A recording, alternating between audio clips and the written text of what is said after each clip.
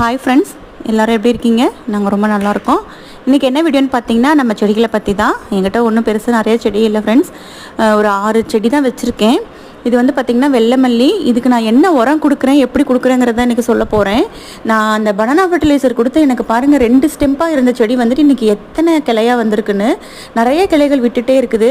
இது வந்து பார்த்திங்கனாக்கா அந்த பால் ரோஸ், பன்னீர் ரோஸு, லைட் அண்ட் டார்க்கு. இதுவுமே வாங்கிட்டு வரும்போது சின்னதாக தான் இருந்தது. குருத்தை விடலை. இன்னும் வந்ததுலேருந்து வீட்டுக்கு வந்ததுலேருந்து இன்னும் பூ வந்து விடலை. நிறையா வந்து இப்போ குருத்து விட்டுருக்குது. இன்னும் ஒரு 1 வீக்கில் வந்து பூ வச்சிரும்னு நினைக்கிறேன். இது வந்து பார்த்திங்கனாக்கா அந்த டார்க் ரோஸு, புதுசாக வாங்கின செடி தான் இது. இதில் நிறைய பாருங்கள் சின்ன சின்னதாக கொடுத்து விட்டுருக்குது. இது வந்து அந்த கொடி ரோஸு. கொடி ரோஸ் வந்துட்டு பூ வைக்காதுன்னு சொல்லியிருக்கீங்க. அது வந்து இப்போ புதுசாக விட்டுருக்கிற துளிருமே பார்த்திங்கன்னா 7 தான் இருக்குது.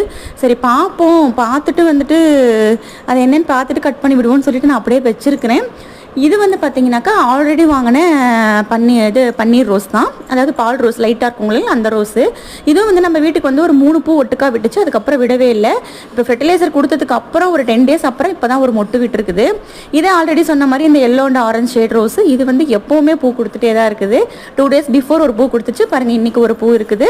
இன்னும் நிறைய கொடுத்து விட்டுட்டே இருக்குது. இது வந்து பார்த்திங்கன்னா புதினா இலை வந்துட்டு சரி தொட்டியில் கொஞ்சம் இடம் இருக்குல்ல, அதனால் வந்து கொஞ்சம் நல்லா திக்காக இருக்கிற இலையை வந்து தண்ணியில் போட்டு வச்சு, ஸ்டெம்பை வந்து தண்ணியில் போட்டு வச்சு, வேர் கொஞ்சம் விட்டவனே வந்து போட்டு வச்சு நல்லா சூப்பராக வந்து வளர்ந்துருச்சு.